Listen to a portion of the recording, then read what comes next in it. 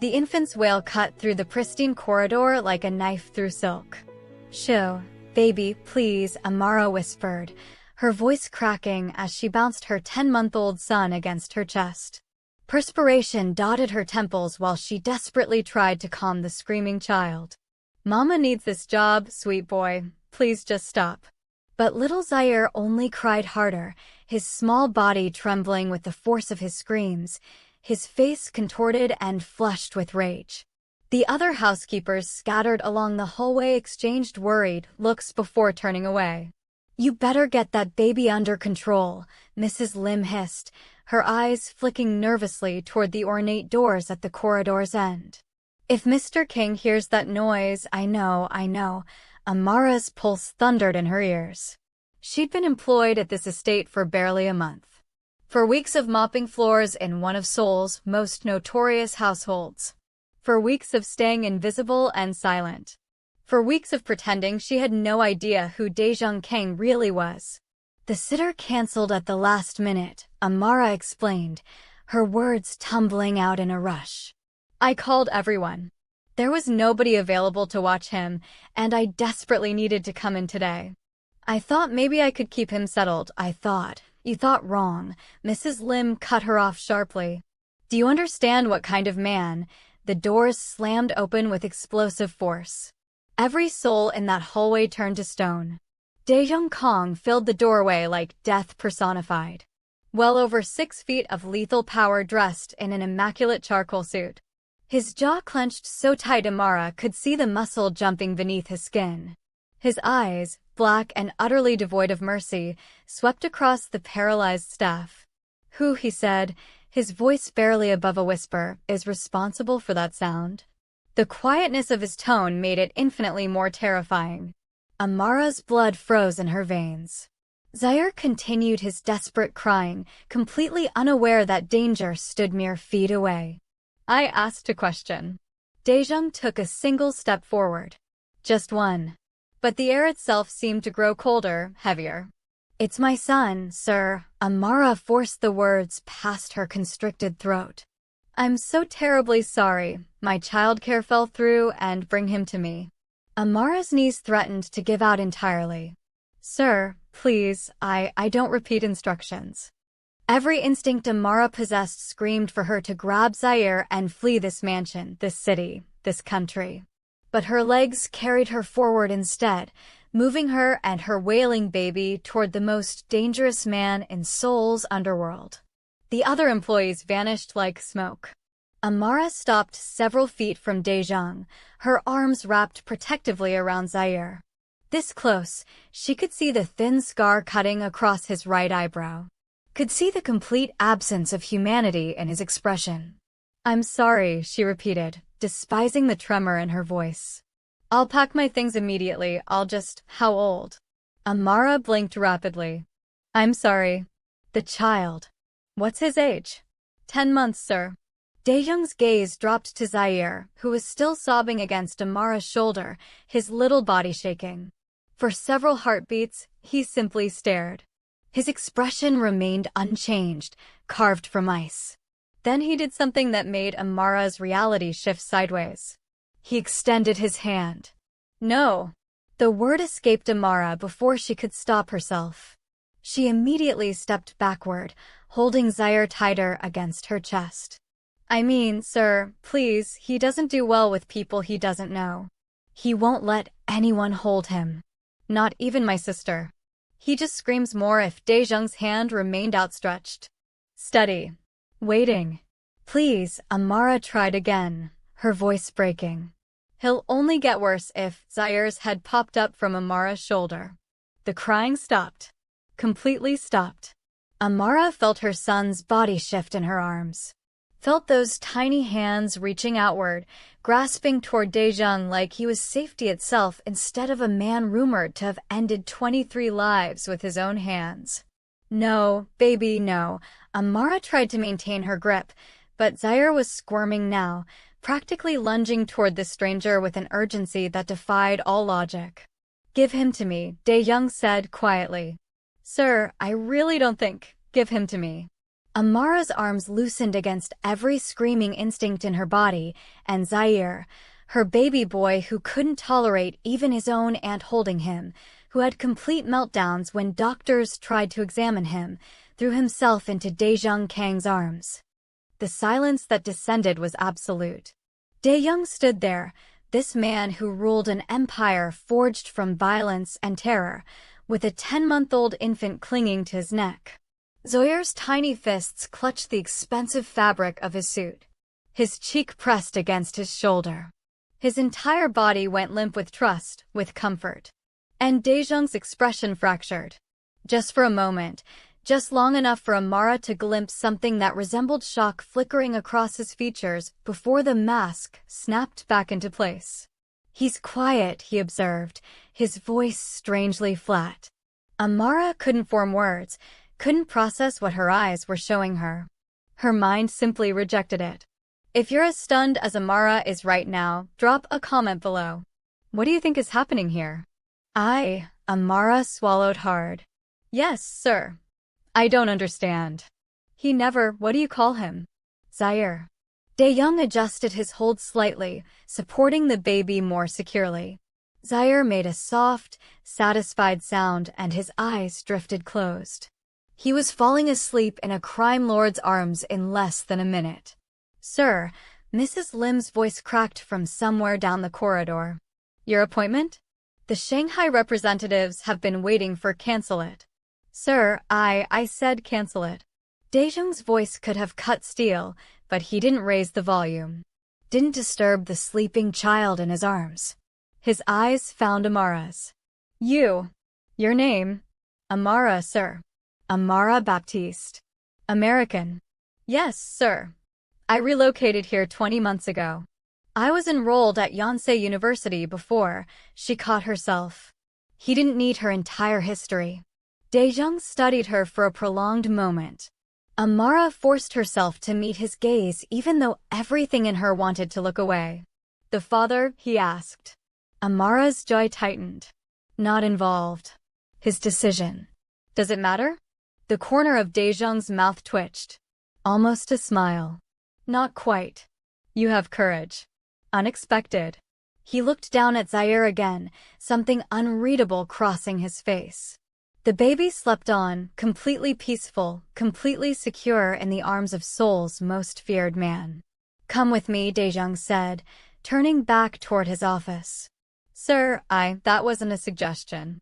Amara's feet moved automatically, following him through those imposing doors into an office that probably cost more than everything Amara would earn in 5 lifetimes. Ceiling-to-floor windows showcased Seoul's breathtaking skyline.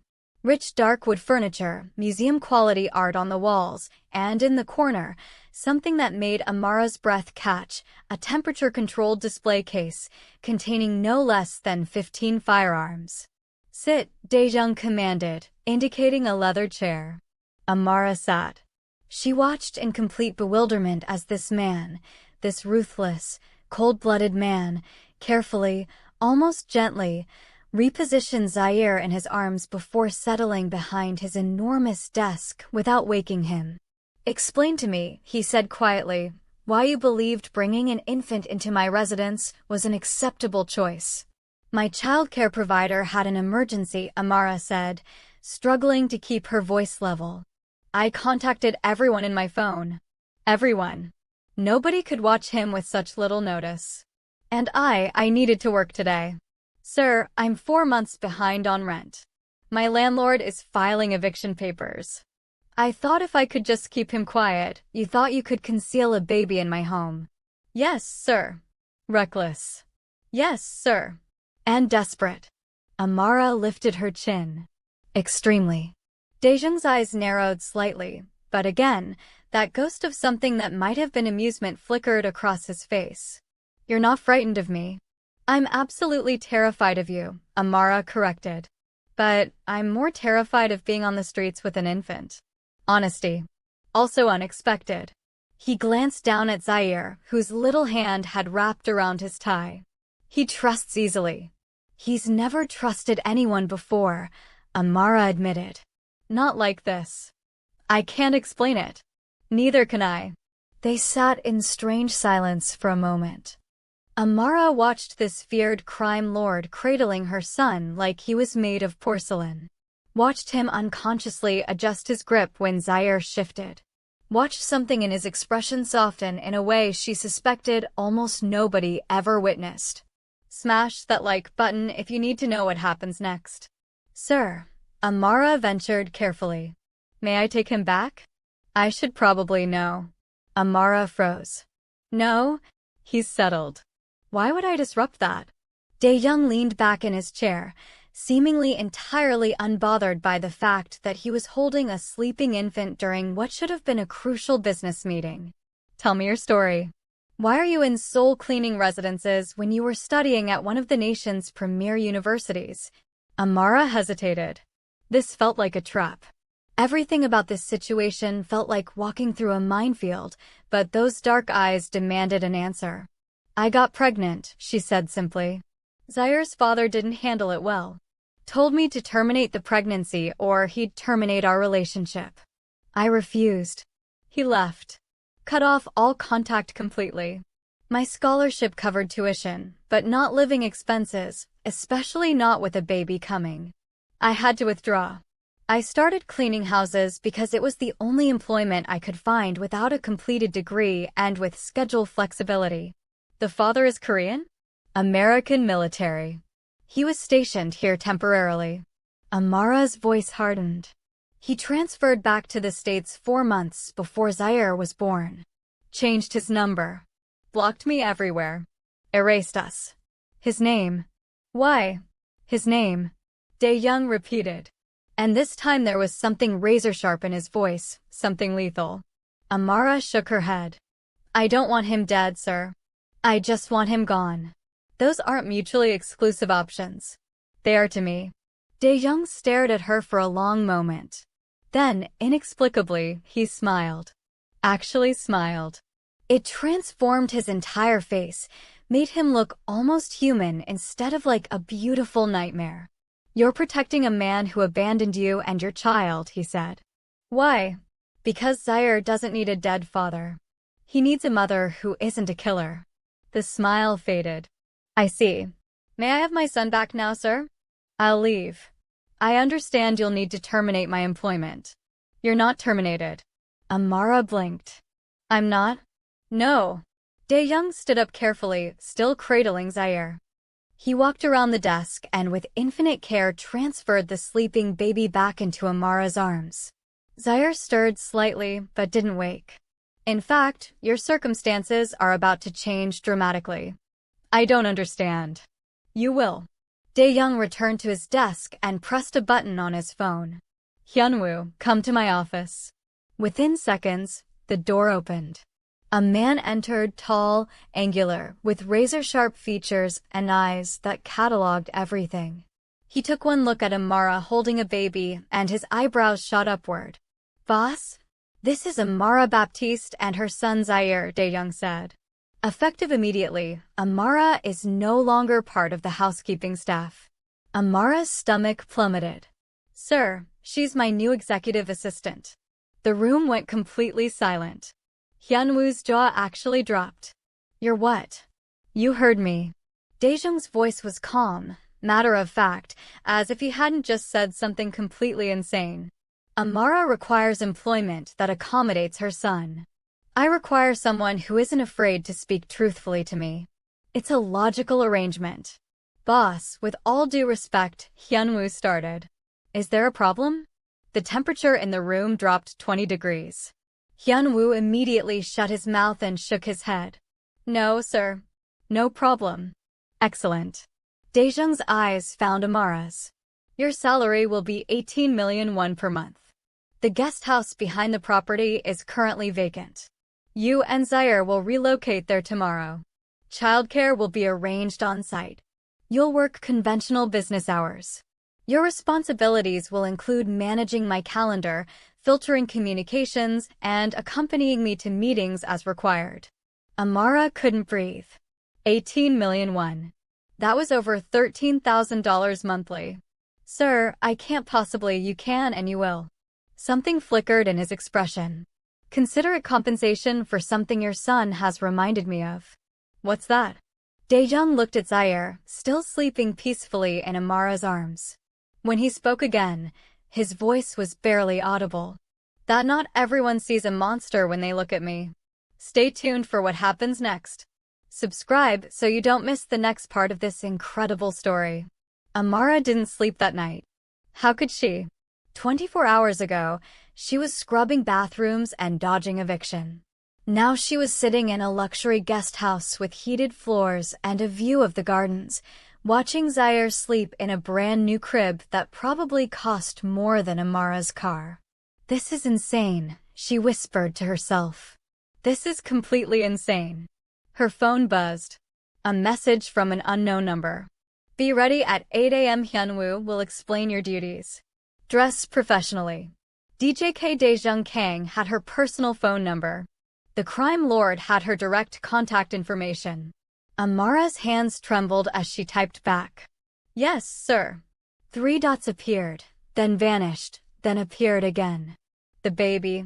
He slept well? Amara stared at her phone like it had transformed into something alien. Was Seoul's most feared crime boss really asking about her son's sleep schedule? Yes, sir. He's been asleep for 4 hours straight. That's unusual for him. Good. That was it. Just good. But something about that single word made Amara's chest feel strange. Drop a comment if you think something deeper is going on here. The next morning arrived too quickly. Amara dressed in the only professional outfit she owned, a simple navy dress she'd purchased secondhand for university presentations. She applied her makeup carefully, twisted her hair into a sleek bun, and tried to look like someone who belonged in a crime lord's inner circle. She failed miserably. You look petrified, Hyunwoo observed when he arrived at precisely 8 a.m. He handed her a tablet and a sleek black phone. That's normal. Everyone's petrified of him initially. Initially? Amara adjusted Zaire on her hip. When does that end? It doesn't. You just become better at concealing it. Hyunwoo's expression softened slightly when he looked at Zaire. The boss arranged for a caregiver. She'll arrive in 10 minutes. Former intelligence operative trained in child protection and security. Your son will be safer than the Prime Minister's children. Why is he doing this? Amara asked quietly. None of this makes any sense. Hyunwoo studied her for a long moment. The boss doesn't explain his decisions. But I've worked for him for 9 years, and I've never seen him react to anyone the way he reacted to your son yesterday. Whatever Zaire did, whatever he saw in him, he shook his head. It shifted something. Before Amara could respond, the doorbell rang. The caregiver was a woman in her late 50s with warm eyes and the posture of someone who could probably eliminate you with a pencil. Her name was Miss Choi, and within 5 minutes, Zaire was giggling in her arms like they'd been friends forever. He's beautiful, Miss Choi said warmly. We'll have a wonderful day together. Don't worry about anything. Amara's throat tightened. He doesn't usually, I know, Miss Choi smiled. Hyunwoo briefed me. But children sense energy, and right now, your baby feels protected here. That's all that matters. Protected in a crime compound. The irony wasn't lost on Amara. Daejong's office was exactly as she remembered, imposing, expensive, and somehow cold despite the morning sunlight flooding through the windows. He stood by those windows now, phone pressed to his ear, speaking rapid Korean in a voice that could shatter glass. He glanced up when she entered, held up one finger. Wait. If those shipments aren't in Busan by Thursday, Daejong said into the phone, his voice dropping to something deadly, I'll personally ensure you spend the rest of your very brief life regretting it. Are we understood? A pause. Excellent. He ended the call and turned to face her fully. His eyes traveled over her appearance once, quickly, professionally. You look anxious. I am anxious, sir. Don't be. You're here because your son has superior judgment than most adults I encounter. He moved to his desk and gestured for her to sit. Today, you observe. Watch everything, ask questions, learn how I operate. Yes, sir. And Amara? Sir. Stop saying sir after every sentence. Daeyoung is acceptable when we're alone. Her eyes widened. I don't care what you think. I care what I instruct you to do. But there was no heat in his voice. Almost like he was testing her. Say it. Say what? My name. Amara's heart hammered. This felt dangerous, intimate in a way that made her skin prickle. Daeyoung, she forced out. His expression didn't change, but something flashed in his eyes. Satisfaction, perhaps. Better. Now, we have 4 meetings today. 2 with legitimate business associates, 2 with people who would eliminate me if they believed they could succeed. Your job is to take notes and observe body language. Tell me afterward what you noticed. You want me to analyze people? Your son saw something in me that no one else sees. I'm curious if you possess that same instinct. Hit that subscribe button because this story is about to get intense. The first meeting was with a pharmaceutical executive who kept glancing at Amara like she was a puzzle he couldn't solve. Daeyoung negotiated a distribution deal worth billions of won without raising his voice once. He was smooth, calculated, terrifying in his precision. The second meeting was with an older man covered in intricate tattoos. Yakuza, Amara realized with ice flooding her veins. They spoke in a mixture of Korean and Japanese. Daejeong's entire demeanor transformed harder, colder, more lethal. When the man left, Daejeong turned to her. What did you observe? Amara hesitated. The pharmaceutical executive was afraid of you, but the Yakuza leader respected you. There's a distinction. Continue. The executive kept looking at me because he was trying to determine our relationship. If I'm someone significant to you, he'll attempt to exploit that. The Yakuza leader never looked at me once. He already knew I was irrelevant to the negotiation. Daejeong's lips curved slightly. Not bad. What else? The pharmaceutical executive is going to attempt renegotiation in 3 months. He agreed too readily. And the Yakuza leader is planning something. He kept touching his watch, a nervous tell. Daejeong leaned back in his chair, studying her with renewed interest. You're perceptive. I'm a single mother. You learn to read people when your survival depends on it. Indeed. He stood up. We're finished for the day. Go check on Zaire. Amara blinked. It's only 2 p.m. And you've accomplished more than I expected. Go be with your son. She didn't need to be told twice. But as she reached the door, his voice stopped her. Amara. She turned. Daejeong stood by the window again, backlit by the afternoon sun. For a moment, he looked almost lonely.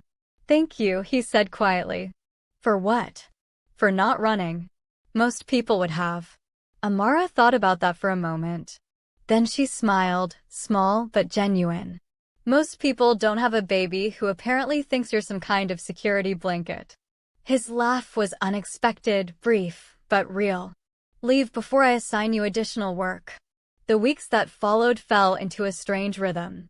Amara learned the business, both the legitimate side and the parts that existed in shadows. She sat in meetings with syndicate leaders and corporate executives. She watched Daejeong command rooms with nothing but his presence. And every evening, he stopped by the guest house to see Zaire. He's gotten bigger, he observed one night, crouching down as Zaire toddled toward him on unsteady legs. The baby grabbed his finger, laughing. He's walking, Amara exclaimed. Daejeong, I see. His voice was soft, reverent. He scooped Zaire up, and the baby immediately patted his face with his tiny hands, babbling happily. Look at you, getting so strong. Amara's heart did something complicated in her chest. You're good with him, she said quietly. I had a younger brother once. He was small like this. His jaw tightened. A long time ago. What happened? He died. I couldn't save him. The words hung in the air like smoke. I'm sorry, Amara whispered. Don't be. It made me what I am. He looked at Zaire, something raw and painful crossing his face. But your son, he doesn't see what I am. He just sees me. Maybe that's because he knows who you actually are. Daejeong's eyes met hers. And who is that? I'm still figuring that out. Comment below, do you think there's something romantic brewing here? Everything changed on a Wednesday. Amara was reviewing shipment manifests in Daejung's office when Hyunwoo burst through the door, gun already drawn. Boss, we have a situation. Park's crew the window exploded. Glass rained down like deadly confetti.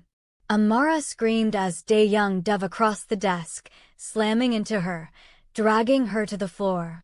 His body covered hers completely as bullets tore through the office. Stay down, he roared. More gunfire, shouting, the sound of vehicles screeching outside. Daeyoung was on his phone instantly. Minjun, secure the baby. Now. He looked down at Amara, his face inches from hers. Are you injured? She shook her head, too shocked to speak. Good. He rolled off her, a gun materializing in his hand like magic. Hyunwoo. Perimeter. 4 vehicles. Park's men. They're not leaving until another explosion, closer this time. They're breaching the building. Daeyoung said calmly. Too calmly. He grabbed Amara's face, forcing her to look at him. Listen very carefully. You're going to crawl to that door. You're going to run to your guest house. You're going to lock yourself and Zaire in the safe room. The code is 1203. Do you understand? What about you? I'll handle this. Now move. Daeyoung, move. Amara crawled. Glass cut her palms, her knees. She didn't care. She just needed to get to Zaire. Behind her, she heard Daejeong's voice drop into something that wasn't quite human. You just made the final mistake of your lives. Then gunfire erupted like thunder. Amara ran faster than she'd ever run in her life, burst into the guest house where Ms. Choi already had Zaire in her arms, both of them heading for the reinforced back room. Inside, Ms. Choi commanded. The safe room was compact but secure. Steel walls, no windows. Ms. Choi punched in a code and the door sealed with a heavy thunk. Zaire was crying. Amara grabbed him, holding him tight, rocking him. It's okay, baby. It's okay. Mama's here. But outside, the gunfire continued, screaming explosions. And Amara realized with absolute certainty that if Daejeong died tonight, something inside her would shatter. Please, she whispered into Zaire's hair. Please let him be okay. 20 minutes felt like 20 hours. When the door finally opened, Amara nearly collapsed with relief. Daejeong stood there covered in blood, some his, mostly not. His suit was shredded, his face was cut, but he was alive. You're safe, he said. Not a question. A statement that needed confirmation. We're fine. Are you? He crossed the space between them in 2 strides and pulled both her and Zaire into his arms, just held them, trembling slightly. I'm sorry, he breathed into her hair. I'm so sorry. This is my world, my danger. You shouldn't stop. Amara pulled back just enough to look at him. We're okay. You protected us. I put you in danger. No. Park did. And I'm guessing Park's not a problem anymore. Daejeong's expression went dark. He's not. Zaire reached out, touching the cut on Daejeong's cheek.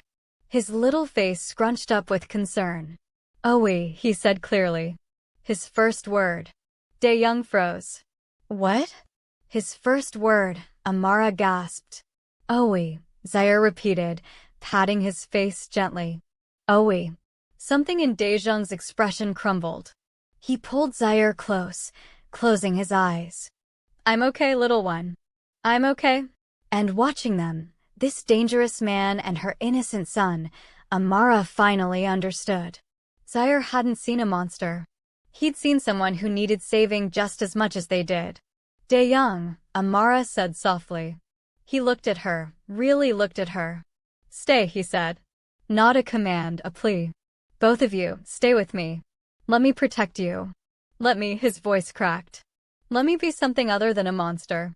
Amara reached out, took his bloodied hand in hers. You already are. Zaire giggled and patted both their faces. Owie, he announced proudly. All better. And somehow, impossibly, it was. 6 months later. He's running, Amara called out, chasing Zaire through the estate's garden. The toddler shrieked with laughter, his curls bouncing as he ran straight toward I've got him. Dae-young swept Zaire into his arms, spinning him around as he giggled uncontrollably. He'd traded his suit for jeans and a casual shirt. The scars on his face had faded but never fully disappeared. Neither had the darkness in his world. But Zaire, stubborn, beautiful Zaire, had brought light into it anyway. You're spoiling him, Amara said, but she was smiling. That's my responsibility, Dae-young replied, pressing a kiss to Zaire's forehead before turning those dark eyes on Amara. Spoiling both of you is my responsibility. Is that in my official job description? I'll add it. He kissed her then, soft and sweet, while Zaire clapped his hands between them. More, Zaire demanded. More kisses. They laughed. And, for a moment, the world wasn't dangerous or dark or complicated. It was just them. A broken man who found redemption in an infant's trust. A desperate woman who found safety in the arms of danger. And a baby who never saw monsters, only the man inside. So, what do you think? Drop your thoughts in the comments. Was this the love story you were expecting? Like this video if you want to see more stories like this and subscribe because we've got even more incredible content coming your way. Until next time, remember, sometimes the most unexpected bonds are the ones that save us.